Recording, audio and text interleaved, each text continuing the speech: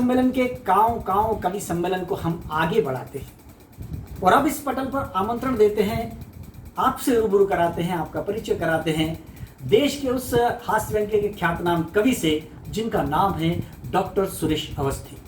राष्ट्रपति पुरस्कार से सम्मानित, अखिल भारतीय टेपा सम्मान से सम्मानित डॉक्टर सुरेश अवस्थी जी हास्य और व्यंग्य के बड़े नाम हैं। वे इस देश के अग्रिम पंक्ति के कवि माने जाते हैं। कई पुस्तकें, कई गजलों के संकलन, कई हास्य व्यंग्य के संकलन, कई टीवी सीरियल्स में उन्होंने डायलॉग्स लिखे हैं, टीवी सीरियल्स भी लिखे हैं।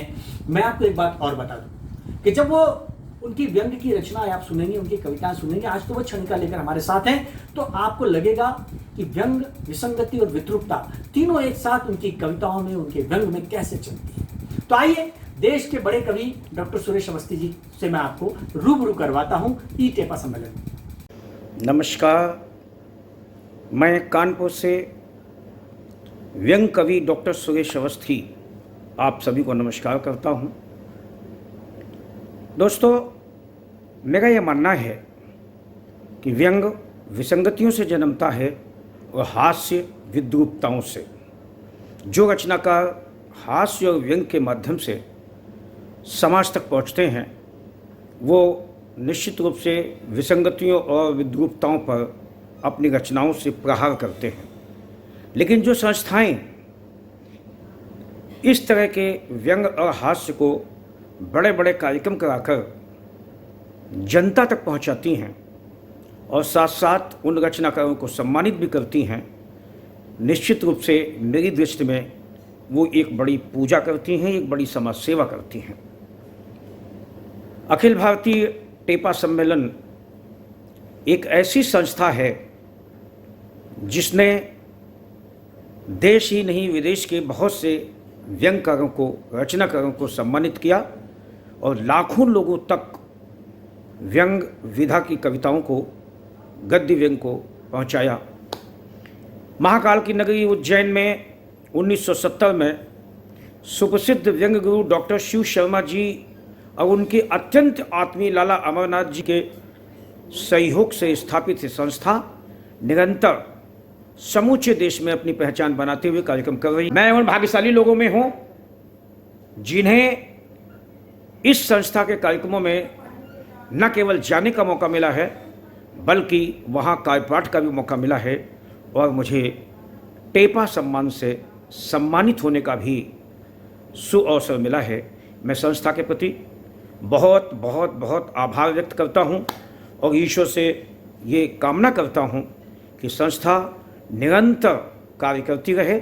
इस कोरोना काल में निश्चित रूप से यह टेपा सम्मेलन नहीं हो पाया है, नहीं हो पा रहा है, लेकिन अब यूट्यूब के माध्यम से हम व्यंग्यकारों को, व्यंग रचनाओं को, हास्य को, ठाकों को आप सब तमाम सुधी श्रोताओं तक पहुंचाने का प्रयास ये अखिल भारतीय टेपा सम्मेलन व्यंग गुरु डॉक्टर शिव शर्मा जी के नेतृत्व में करने जा रही है।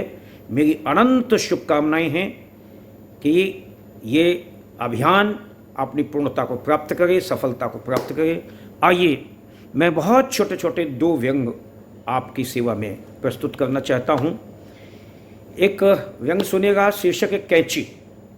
कभी कभी घटनाओं से व्यंग जन्मता है। मैं एक दुकान पर कैंची लेने गया और उस दुकानदार से जो मेरा संवाद हुआ उससे एक व्यंग निकला। सुनिएगा व्यंग कैंची। मैंने दुकानदार से कहा कि एक अच्छी सी कैंची दिखाइए। मैंने दुकानदार से कहा एक अच्छी सी कैंची दिखाइए। तो दुकानदार बोला, भाई साहब किस काम के लिए चाहिए, पहले ये तो बताइए। मैंने कहा, काम क्या कहीं कैंची से कोई खिचड़ी पकाई जाती है? कैंची तो कैंची है, सिर्फ काटने के काम आती है। तो दुकानदार बोला, भाई साहब आप बिल्कुल ठीक फरमाते हैं, लेकिन काम के आधार पर कैंची के आकार प्रकार बदल जाते हैं। मसलन ये छोटी सी कैंची सिर्फ दाढ़ी मूछें छांटने के काम आती है और ये दांतुएदार उससे बड़ी कैंची झबरीले बाल काटने के काम आती है और इससे बड़ी इस कैंची से टेलर अपने ग्राहकों की जेबें और गला काटता है और उससे बड़ी इस कैंची से माली बेतरतीब फैली डालियों को छांटता है। दुकानदार बोला, भाई साहब इसके अलावा भी होती एक कैंची, इसके अलावा भी होती एक कैंची। जो इस देश के तमाम वीआईपीज की शान को बढ़ाती है। चांदी सी चमचमाती छोटी सी ये कैंची शिव उद्घाटन का फीता काटने के काम आती है। शिव उद्घाटन का फीता काटने के काम आती है। फिर दुकानदार बोला, भाई साहब इसके अलावा भी होती है कैंची। बोला इसके अलावा भी होती है कैंची जो इस देश के तमाम धर्म गुरुओं और तथाकथित नेताओं की जुबान पर रहती है। जनता इसे कैंची नहीं, कहीं धर्म, कहीं क्षेत्र, कहीं भाषा, कहीं जाति, कहीं वोट तो कहीं राजनीति कहती है। इसी कैंची से विरोधियों की सेहत को छांटा जाता है और इसी कैंची से आदमी को आदमी से काटा जाता है और इसी कैंची से आदमी को आदमी से काटा जाता है। कुछ लोग इसी कैंची से अपना पेट पाटते हैं और इस पर भी काम न चले तो इसी कैंची से देश बांटते हैं। इसी कैंची से देश बांटते हैं। मैंने कहा दुकानदार आप कैंचियों के बारे में ज़्यादा मत बता, आप कैंचियों के बारे में ज़्यादा मत बता, इस कैंची को भी काटने वाली कोई कैंची हो तो दिखा। तो दुकानदार गंभीर होकर बोला, भाई साहब ऐसी कैंची के बारे में मुझसे कुछ मत बोलिए। ऐसी कैंची तो देश की सुप्त पड़ी जनता की मुट्ठियों में कैद है। हो सके तो एक बार जनता को जगाइए और उसकी मुट्ठियाँ टटोलिए। आइए एक बहुत छोटा सा व्यंग और पढ़ता हूँ। शीर्षक है धर्म के नाम पर बड़ी राजनीति होती है देश में कि पन्नों में छपे धर्म ने अक्षर से पूछा कि अनुमति हो तो बाहर घूमाऊं। अपने तथाकथित घरों यानी कि मंदिर, मस्जिद, गुरुद्वारे के चौखटों को चूमाऊं तो अक्षर बोला, चुप बैठ, बाहर जाएगा तो भीड़ में खो जाएगा। लोग सत्ता पाने के लिए करवाएंगे दंगे और बदनाम तू हो जाएगा। तब से धर्म अपनी ही सुरक्षा में कुछ ज़्यादा ही मुस्तैद है।